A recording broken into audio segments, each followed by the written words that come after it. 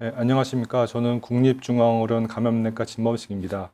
오늘은 팩스로비드, 라게브리오 같은 먹는 코로나19 치료제에 있어서 상호작용이나 아니면 이제 부작용 이런 측면을 중점적으로 말씀드리도록 하겠습니다. 먼저 팍스로비드 제형을 간단하게 이제 보여드리도록 하겠습니다. 팍스로비드는 보시는 그림과 같이 포장이 되었고요. 하루 2번 3알씩 복용하는 방법이고요. 총 5일을 복용하게 됩니다. 보시면 3알 중에서 2알이 실제로 이제 코로나19 바이러스 억제 효과가 있는 얼메트라비어고요. 그다음에 이제 한 알 같이 복용한 한 알 리토나비어는 리토나비어 자체로는 코로나19 억제 효과가 별로 없고요. 코로나19 억제 효과가 있는 널마트라비아의 농도를 높여주는 역할로 같이 복용하게 됩니다. 널마트라비아와 리토나비어를 이제 같이 복용한 이유를 다시 좀 설명드리도록 하겠습니다.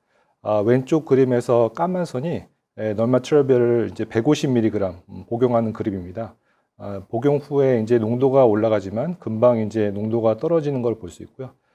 빨간 선은 널마트라비어 250mg, 리토나비어 100mg을 같이 복용한 그림입니다. 리토나비어를 같이 복용하게 되면은 약물의 농도가 훨씬 높게 그리고 장시간 유지되는 것을 알 수 있습니다. 이렇게 이제 널마트라비어 농도를 높고 장시간 유지하기 위해서 리토나비어를 같이 복용하게 되겠습니다. 오른쪽 그림은 널마트라비어 250mg이랑 리토나비어 100mg을 하루 2번 복용했을 때 나타나는 혈중 농도를 보여주는 것입니다. 아래 파란 선이 이제 효과가 나타나는 농도고 빨간 선이 독성이 나타나는 농도인데 이렇게 250mg과 리토나비어 100mg을 복용했을 때 적정한 농도가 유지되는 것을 알 수 있었고요. 이런 연구를 통해서 널마트라비어 농도가 최종적으로 300mg으로 결정되게 되었습니다. 사실 이 리토나비어라는 약은 이제 다른 약물의 농도를 높여주는 용도로 그동안 이제 많이 사용이 되었습니다. 대표적인 게 HIV 치료에 있어서 단백분해 효소 억제제로 이제 사용이 되었었는데요. 이 자체는 HIV 억제 효과가 이제 별로 신통치 않은 반면에 다른 HIV 단백분해 효소 억제제 농도를 높여주는 효과가 잘 알려져 있어서 지금까지 HIV 치료제로 사용이 되어 있고요. 이 팍스로비드도 이제 코로나19의 단백분해 효소 억제를 하는 기전으로 작용하기 때문에 이제 널마트라비어 농도를 높이는 목적으로 리토나비어가 팍스로비드에 포함되어서 사용되고 있습니다. 복용량 및 투여 방법을 다시 좀 간단하게 말씀드려 보면요. 팍스로비드는 300mg 널마트라비어와 리토나비어 100mg을 하루 2번 5일간 이제 복용하게 됩니다.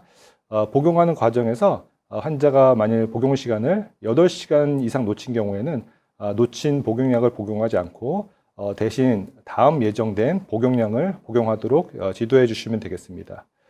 놓친 복용량을 보충하기 위해서 복용량을 2배로 복용하진 않고요.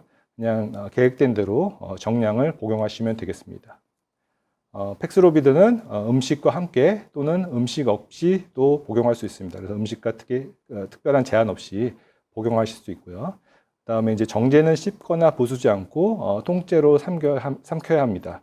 그래서 이제 간혹 가다가 이제 경구약을 복용하기 어려운 분들, 뭐 이제 L튜브를 갖고 되는지 이런 경우에 약제를 복용할 때 좀 이제 고민되는 측면이 있는데 사실 이제 이 약제를 갈아서 그런 식으로 복용했을 때 약물 농도가 얼마나 유지되는지에 대한 정보가 아직 없습니다. 그래서 정보가 제한된 상황이기 때문에 그런 경우에는 대체 약제를 사용하시는 것을 고려하는 걸 추천드립니다.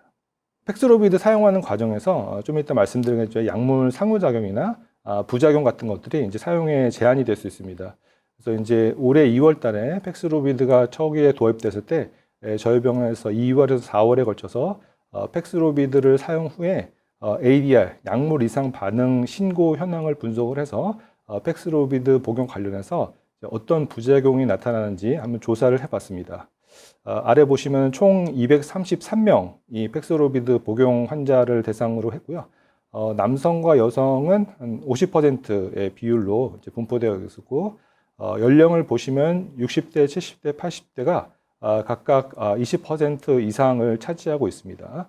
잘 아시겠지만 이 약물 이제 복용 적응증이 고령자이거나 아니면 이제 동반 질환이 있는 코로나19 중증으로 유행되는 고위험군이 대상이기 때문에 이 약물 복용 대상자도 이제 60대 이상이 대부분을 차지하고 있었습니다.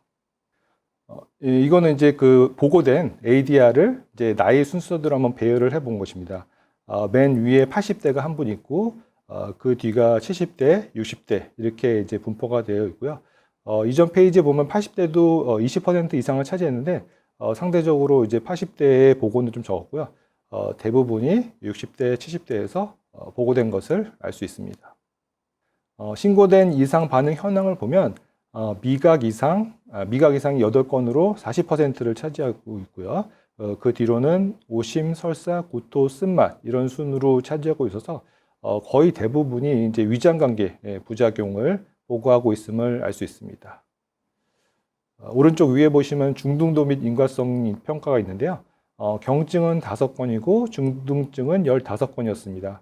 저희가 분석한 거는 임상시험과 달리 환자한테 다 물어본 게 아니고 환자가 호소하는 증상을 이제 기록한 것이기 때문에 경증보다는 중등증의 비율이 더 많았습니다. 인과성 평가에서 이제 가능함으로 평가된 것이 55%, 다음에 이제 상당히 확실함, 프라바블로 평가된 것이 45%를 차지하고 있었습니다.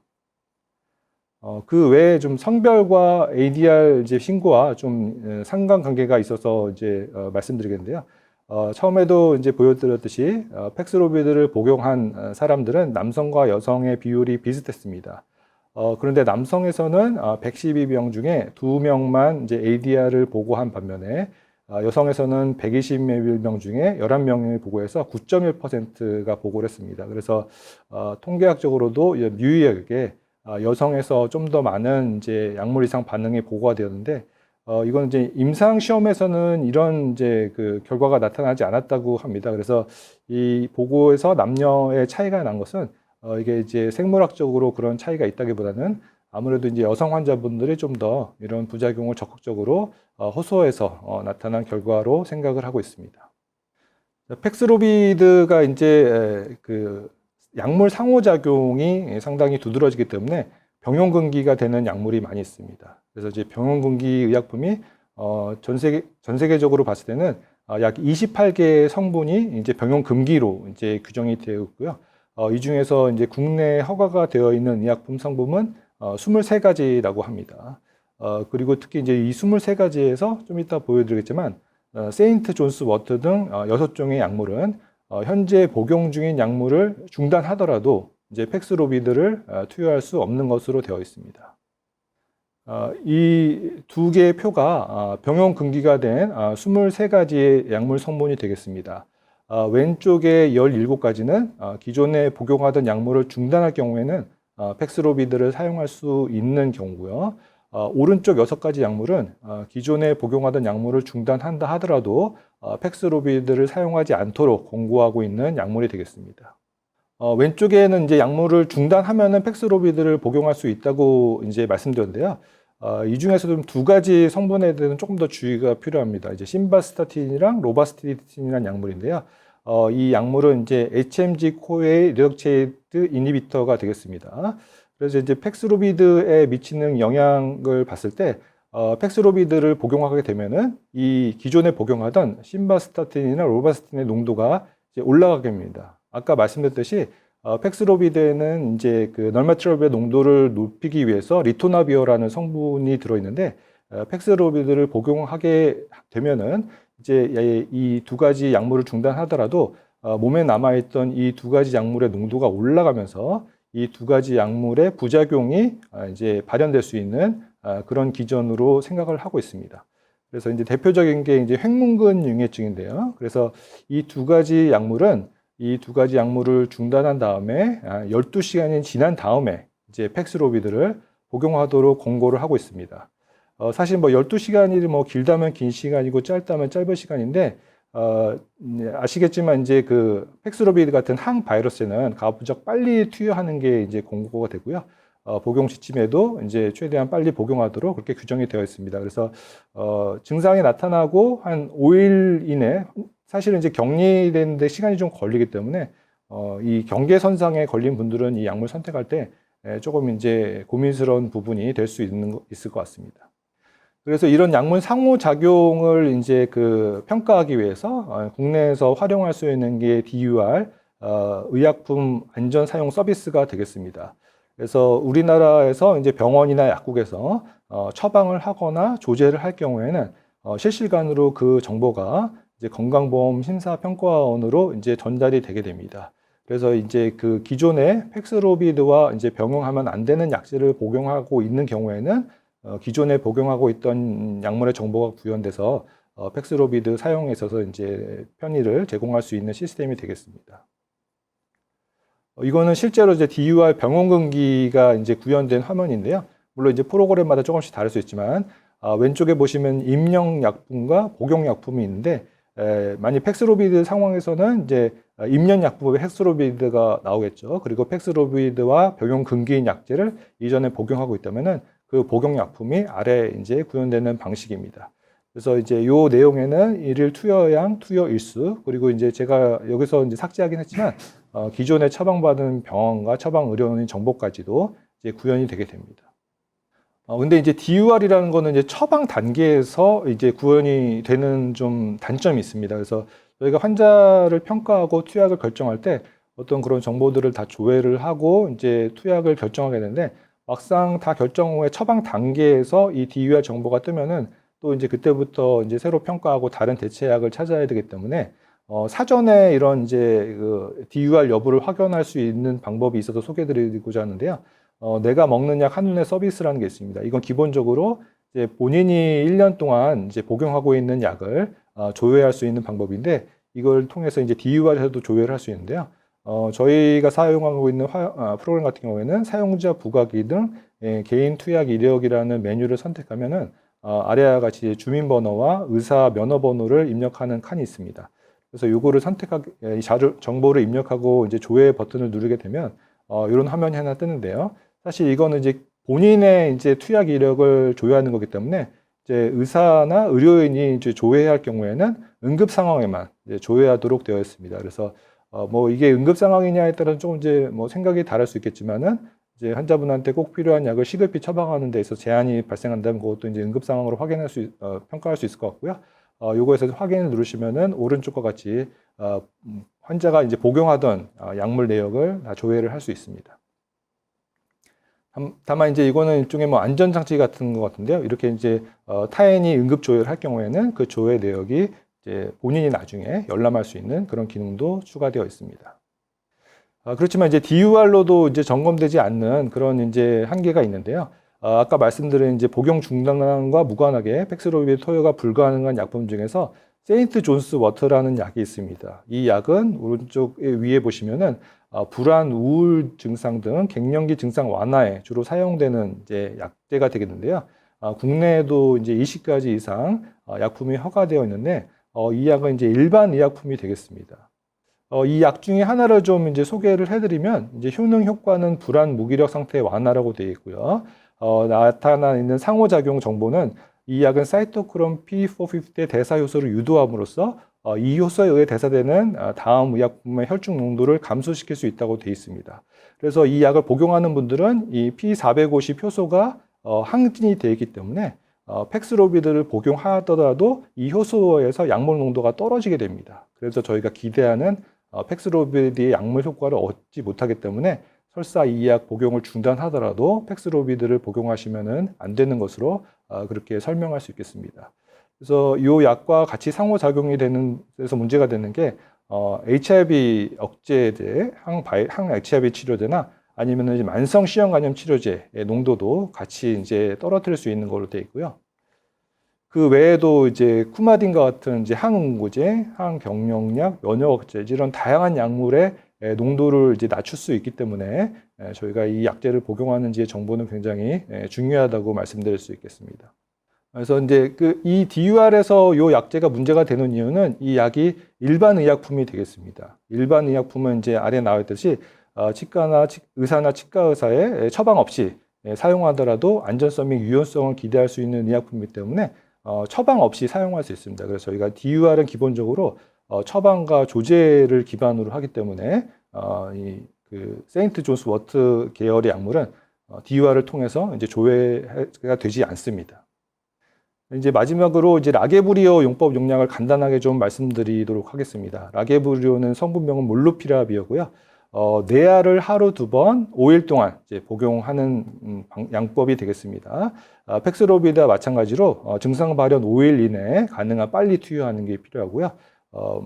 중단 없이 투여해야 되고, 레게브리오의 장점은 연령이나 간 기능, 신기능 저하에 따라서 용량 조절이 필요하지 않다는 게 장점이 되겠습니다. 그리고 팩스로비드와 달리 비위관을 통해서 현타객 형태로 투여해도 약물 노농도가 경구로 투여했을 때와 유사하게 유지된다는 자료가 있습니다. 그래서 아까 말씀드렸듯이 이제 비위관 같은 거를 착용하고 있어서 팩스로비드를 투여하기 어려운 경우에 이제 몰루피라비어는 비교적 안전하게 투여할 수 있겠습니다.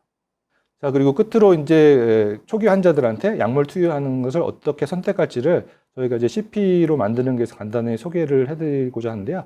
일단 CP 구조는 유증상 CP고 왼쪽은 이제 산소 치료가 필요한 경우고요. 오른쪽은 산소 치료가 필요 없는 경우가 되겠습니다. 그래서 오른쪽 산소 치료가 필요 없는 경우로 좀 확대를 해보면요. 일단 이제 발병 5일 이내인지를 확인하고 그 다음에 60세 이상 면역저하, 동반질환 이런 조건들을 확인해서 만약 이런 조건들을 이제 충족한다면은 팩스로비드를 투여하는데 팩스로비드 투여 단계에서 아까 말씀드렸듯이 이제 상호작용 같은 이제 투여 금기 사항이기 때문에 그것을 확인하고 투여 금기가 없다면 팩스로비드를 투여하시고요. 만약 금기 사항이 있다면은 다시 이제 폐렴이나 다른 것들을 이제 평가를 해서 오늘은 말씀드리지 않았지만 병원에서는 렘데시비어라는 주사 약제를 사용할 수 있습니다. 팩스로비드와 렘데시비어가 몰루피라비어보다 치료 효과가 우수한 것으로 평가되었기 때문에 우선적으로 팍스로비드를 사용하고 팍스로비드를 사용할 수 없는 경우에는 렘데시비어 투여 여부를 결정해야 될 것 같고요. 이 두 가지 약제를 모두 투여할 수 없을 때 라게브리오, 몰루피라비어를 투여 여부를 결정하시면 되겠습니다. 팩스로비드와 이제 몰루피라비어는 투여 기준은 거의 동일하기 때문에 금기 사항을 중심으로 약제의 선택 여부를 결정하시면 될 것 같습니다. 요약을 해드리면 이제 팍스로비드는 증상 발현 5일 이내에 고위험군 경증 환자에 투여할 경우에 중증으로의 진행을 임상시험에서 한 90% 정도 예방할 수 있는 것으로 알려져 있습니다. 다만 실제 항바이러스 효과가 있는 널메트로비아 농도를 높게 유지하기 위해서 리토나비어를 병용하게 되는데 이 리토나비어를 인해서 여러 가지 상호작용이 발생할 수 있기 때문에 이제 주의가 필요하겠습니다. 우리나라는 실시간으로 이제 작동하는 DUR이나 이제 내가 먹는 약 한눈에 서비스를 통해서 문제가 되는 약물 상호작용을 점검할 수 있는데 DUR은 처방 조제 단계에서 점검이 되고요. 내가 먹는 약 한눈에 서비스를 통하면 처방 전 단계에서도 이제 조회를 할 수 있기 때문에 이런 것들을 활용을 하시면 도움이 될 것 같고요. 그렇지만 이제 세인트 존스 워트 같은 일반 의약품은 DUR을 통한 상호작용 점검이 회피될 수 있기 때문에 주의가 필요합니다. 라게브리오는 마찬가지로 증상 발현 5일 이내에 고위험군 경증 환자에 투여할 경우에 중증으로의 진행을 임상시험에서 30% 예방할 수 있는 것으로 알려졌습니다. 그래서 이제 다른 이제 치료제를 사용할 수 없을 때 사용을 고려해야 되고요. 다만 동물 실험에서 생식독성이 알려져 있어서 인부나 영유아에게는 금기가 되어 있고요. 가임기 환자 같은 경우에는 여성은 4일, 만일 이제 가임기에 여성 배우자가 있는 남성 환자의 경우는 3개월 정도 투약 후 휴약이 필요합니다. 피임이 필요하고요. 그래서 가임기 이제 환자가 복용할 경우에는 이런 부분에 대한 교육이 필요하겠습니다. 경청해 주셔서 감사합니다.